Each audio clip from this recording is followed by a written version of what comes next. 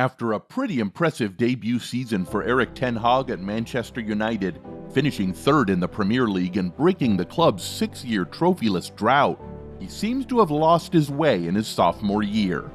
Manchester United have started the 2023-24 season pretty poorly, and it's really not looking like there's much light at the end of the tunnel. They've won just 3 of their first 7 games of the season, and of course, one of those wins, the one against Wolves, was highly controversial.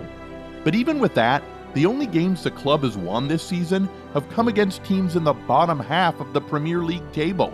And the truth is that we could actually see the signs from pre-season. Man United drew against Athletic Club, lost to Real Madrid, lost to Dortmund, and lost to, wait for it, Wrexham. Yes, League 2 Wrexham. At the time, people said it was just pre-season, but it's appearing to be more than just preseason. There's really fire on the mountain at Manchester United, and it seems like the results are only a reflection of things going on behind the scenes at the club. First of all, there were speculations throughout the summer that the Glazers were finally going to sell the club. Real interest was shown by potential buyers, bids were made, only for September to come around and reports started to say that the club was no longer for sale. But at least they made the funds available for purchases this summer, right? Well, that leads us to my next point. On paper, Manchester United had one of the best transfer windows in the Premier League this summer. They had a huge clearance, selling Fred, Dean Henderson, Anthony Elanga, Matej Kovar, Alex Telles, and Zidane Iqbal, letting David De Gea, Axel Tuanzebe, Phil Jones, and Eric Bialy leave for free, and loaning out Brandon Williams, Alvaro Fernandez, and of course, Mason Greenwood. They then bought Rasmus Haaland, Mason Mount, and Andre Onana, got Sergio Reguilon and Sofan Amrabat on loan, Johnny Evans for free. On paper, these were great signings. Fans had complained about De Gea so much, so they replaced him with a Champions League finalist.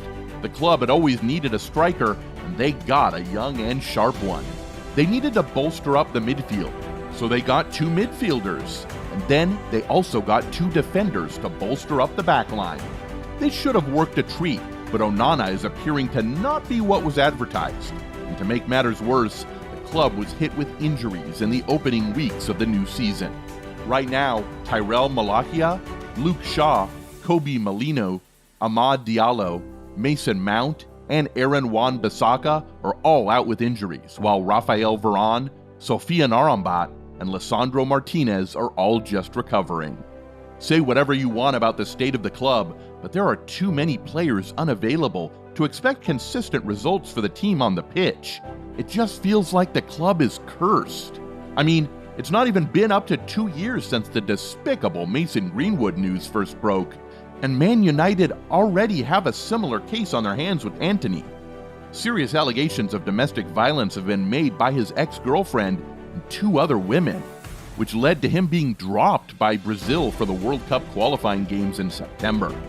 On the 10th of September, Man United then decided to give the winger an extended leave of absence to deal with the entire issue and try to clear his name.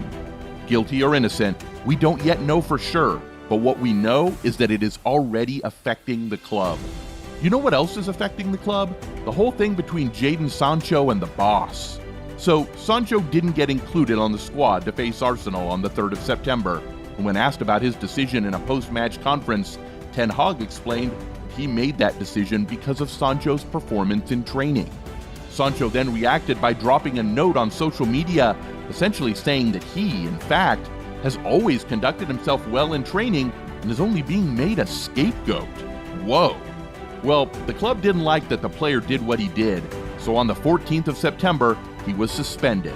The statement said that the Englishman would train away from the first team until the discipline issue is resolved. And well, it might be too early to call, but there are speculations that this might be the end of the road for Sancho at Man United. And those are speculations one might be tempted to believe, considering Ten Hag's track record. He had a falling out with Ronaldo, he left the club. He had a falling out with Zidane Iqbal, he left the club. Even before Manchester United, he had a falling out with Noah Lang at Ajax, he left the club. He had a falling out with Amin Younes, he left the club.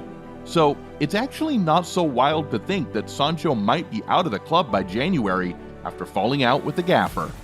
Now, no matter how good the coach is or how talented the squad is, all these issues happening behind the scenes are almost certain to reflect on the pitch. Fans are unhappy, players are injured, coach is falling out with the players being investigated by the police again. These are a recipe for disaster, and disaster is exactly what we're seeing at Manchester United right now. There's too much happening at the club for the players to be in the right frame of mind to give their best on the pitch. Right now, the team is only staying afloat thanks to individual brilliance from certain players like Bruno Fernandes and Casemiro, but individual brilliance can only take you so far. Can this team still manage to turn things around and end the season on a high? Yes, for sure. I mean, they also started poorly last season, but they were able to finish well, winning a trophy, qualifying for the Champions League.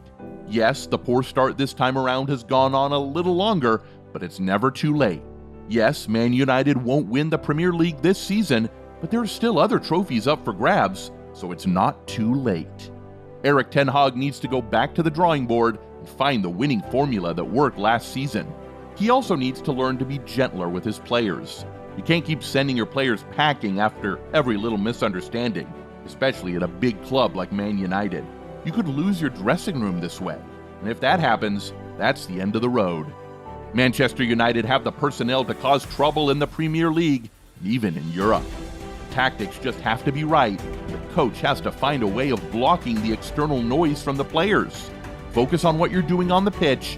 The club can start competing again. Or what do you think? Yes, there's disaster at Manchester United at the moment, but do you think Ten Hag can turn things around, or is this the end of the road for him? Let me know what you think in the comments. While you're there, please like the video and subscribe to the channel.